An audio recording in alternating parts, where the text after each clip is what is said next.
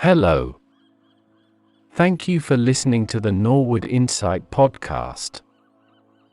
Norwood is a law firm that has a deep understanding of the legal market and its nuances, with extensive experience and insights into various commercial sectors both at home and abroad, which puts you ahead of others when you retain our services.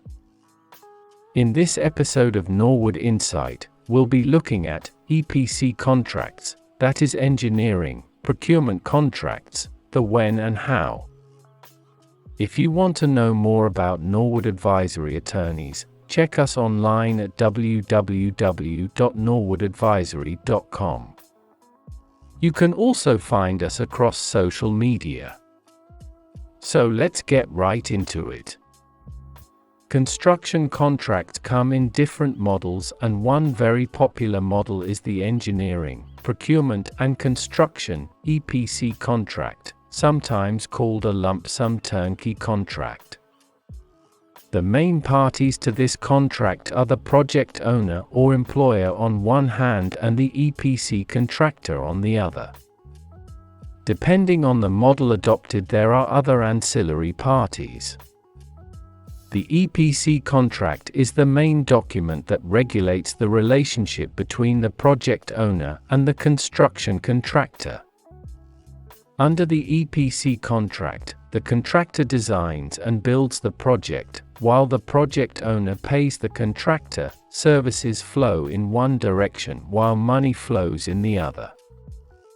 The contractor will carry out the detailed engineering design of the project, sometimes based on pre-designed engineering drawings, procure all the equipment and materials necessary, and then construct to deliver a functioning facility or asset to the owner as prescribed within the agreed period of time. The contractor's responsibility will typically start from the design of the project to preparing detailed drawings. After these are approved by the employer, the contractor then begins procurement of materials and labor to complete the facility project. The contractor executes the construction according to the approved drawings, and commissions the project according to the testing and commissioning procedures and conditions agreed in the EPC contract.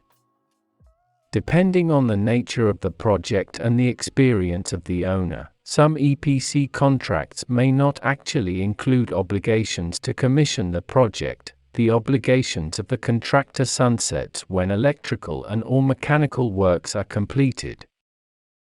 Three basic issues at the heart of all EPC contracts are cost, time, and quality. These must be well structured to meet a desirable equilibrium of interests.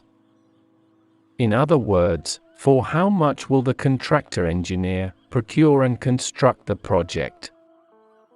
How long will it take to construct and deliver?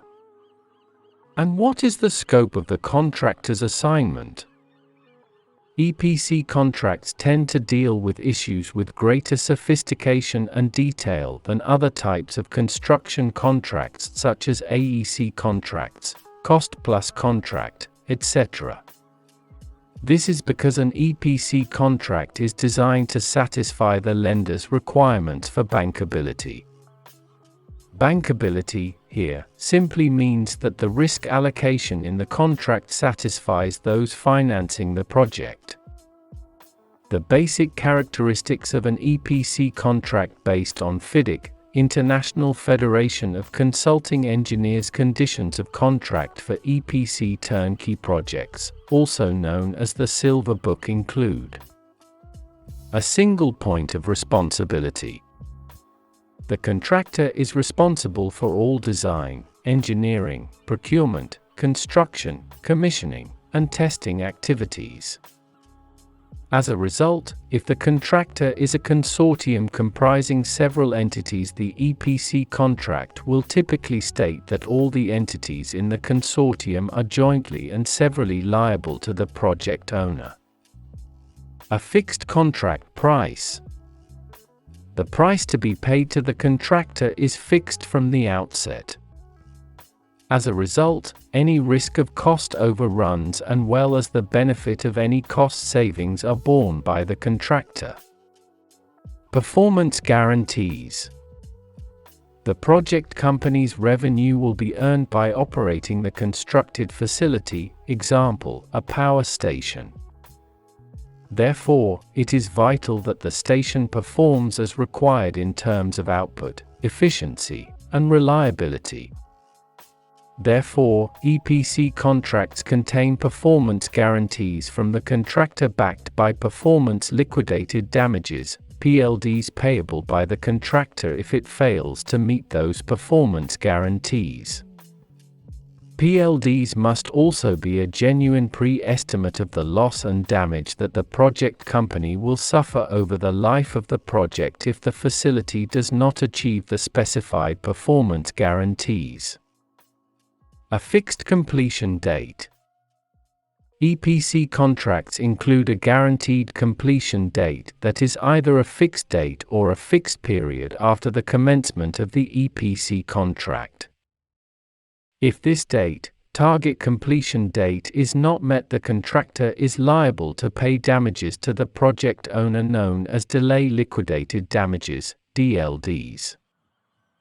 DLDs are designed to compensate the owner for loss and damages suffered because of late completion of the facility.